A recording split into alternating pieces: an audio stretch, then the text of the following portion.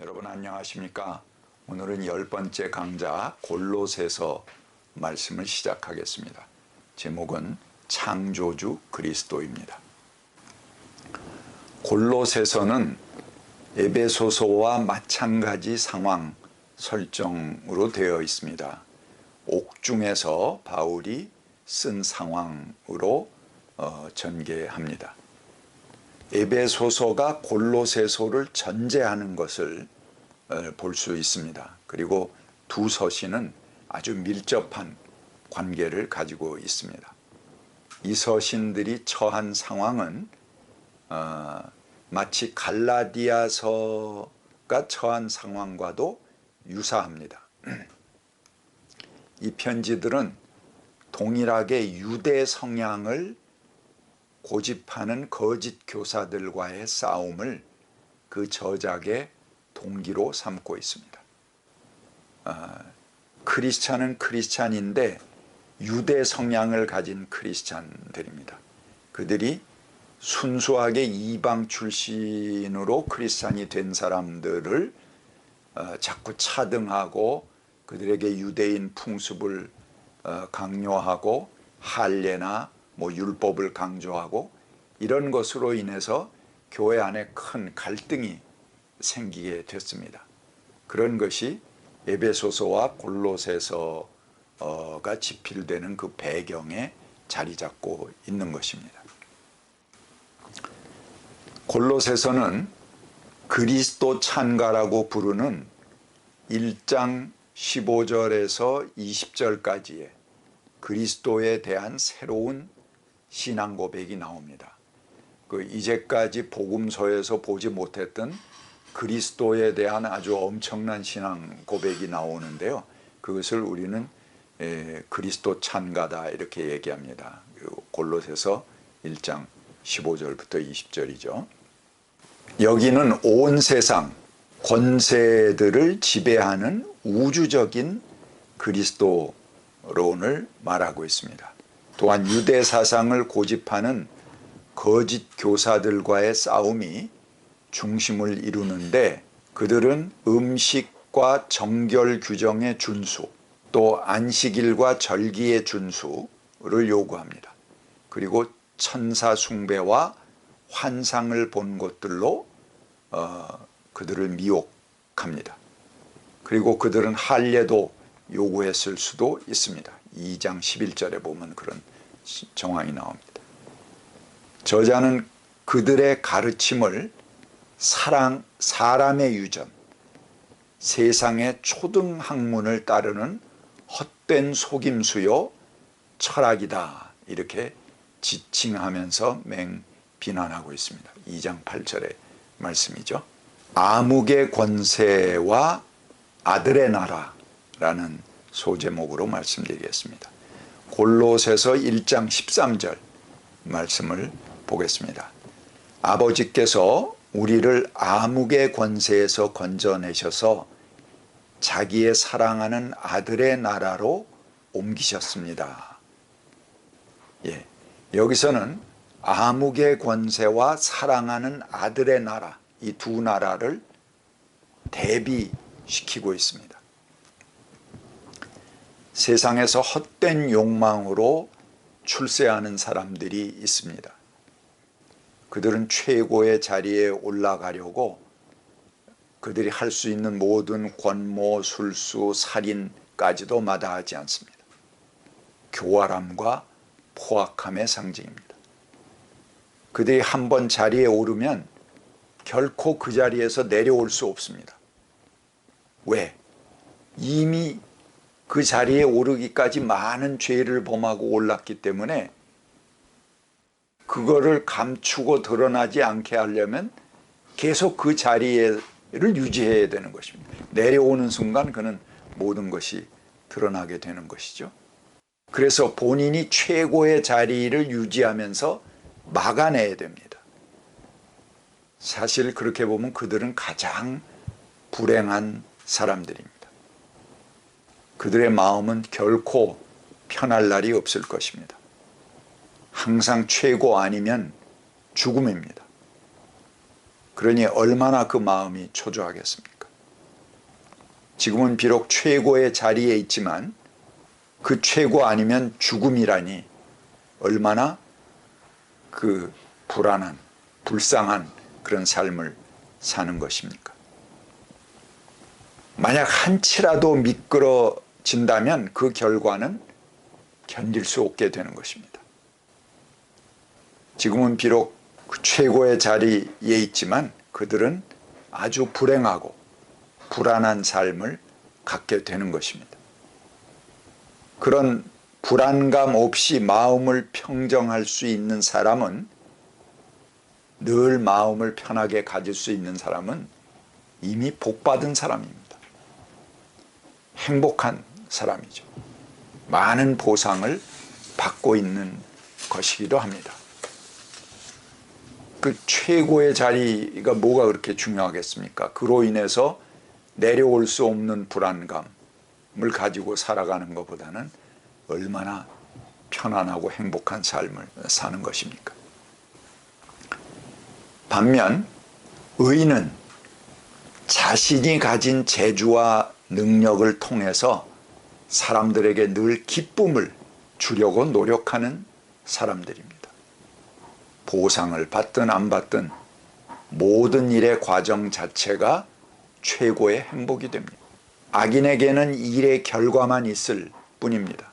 그 과정에서 그 주변의 사람들은 단지 소모품일 뿐입니다. 반면 의인은 그 일 자체의 과정에서 기쁨을 갖기 때문에 그 과정에서 만나는 모든 이들이 그들의 사랑을 나눌 수 있는 대상이 됩니다. 본문에 암흑의 권세와 사랑하는 아들의 나라와의 대비가 바로 이런 것이 아닌가 생각합니다. 그 다음에 그리스도 찬가, 창조주 그리스도에 대한 말씀을 읽어보겠습니다. 골로새서 1장 15절부터 17절입니다. 아들은 보이지 않는 하나님의 형상이시오 모든 피조물보다 먼저 나신 분이십니다. 만물이 그의 안에서 창조되었습니다. 하늘에 있는 것들과 땅에 있는 것들, 보이는 것들과 보이지 않는 것들, 왕권이나 주권이나 권력이나 권세나 할 것 없이 모든 것이 그로 말미암아 창조되었고 그를 위하여 창조되었습니다. 그는 만물보다 먼저 계시고 만물은 그의 안에서 존속합니다. 제가 17절까지 읽었습니다만 20절까지 말씀이 전부 이 창조주 그리스도에 관한 찬사입니다. 아들은 보이지 않는 하나님의 형상이다 그렇게 말합니다. 하나님의 아들이라고 하는 예수의 형상이 어떠합니까? 식민지 변방의 가장 천한 농민, 수공업자의 아들입니다. 출생부터 말먹이 통해서 나실 수밖에 없는 기막힌 운명의 아기입니다. 사실 마리아는 산모이니 어쩔 수 없다지만 그 아버지 요셉의 입장에서는 얼마나 안절부절했겠습니까? 추운 바람 부는 그런 겨울밤에 출산하는 부인을 거느린 남편, 여관에 들어갈 방이 없다 그런 소식만을 접합니다. 근데 제가 그런 생각을 해봅니다. 여관에 들어갈 돈은 있었나? 아마도 여관에 들어갈 처지가 안 되는 빈털털이어서 마구간에서 출산했던 건 아닌가? 사실 그 자리가 떳떳하고 편안하게 앉아서 뭐 동방박사들, 목자들의 경배를 받을 만한 그런 상황이 되지 못합니다. 요셉의 입장에서는 여간 몸이 타는 일이 아닙니다. 그런데 본문은 그렇게 이 세상에 온 악이 최고의 악조건이죠. 가장 불쌍한 악입니다. 그 아기가 바로 보이지 않는 하나님의 형상이다. 그렇게 시작하고 있는 것입니다.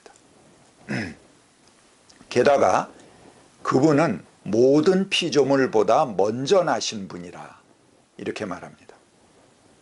가난뱅이 아버지가 한겨울 바람이 숭숭 들어오는 마국간에서 아내의 출산을 맞이하고 그렇게 태어난 아기가 그렇게 세상의 첫날을 맞이할 수밖에 없는 가장 불쌍한 아기죠. 그 아기가 어떻게 보면 세상의 눈으로 볼 때는 지극히 보잘것없고 안타까운 사연을 가진 그런 출생이죠. 근데 그를 가리켜서 보이지 않는 하나님의 형상이다, 그렇게 선언하고 있는 것입니다. 게다가 한 걸음 더 나아가서 만물이 그분 안에서 창조되었고 또 만물이 그를 위해서 있다라고 그렇게 말하고 있는 것입니다. 그 보잘것없는 아기 안에 만물이 있고 그 아기의 생명과 인권으로부터 만물이 시작되었다, 생성되었다, 온 세상이 그로부터 나왔다 라는 세상을 뒤집는 대선언이 바로 이 골로새서의 그리스도 찬가, 창조주 그리스도 찬가 안에 담겨진 놀라운 선언이고 사상인 것입니다. 여기에 예수를 한 특수한 인물 예수로 돌리지 말기를 바랍니다.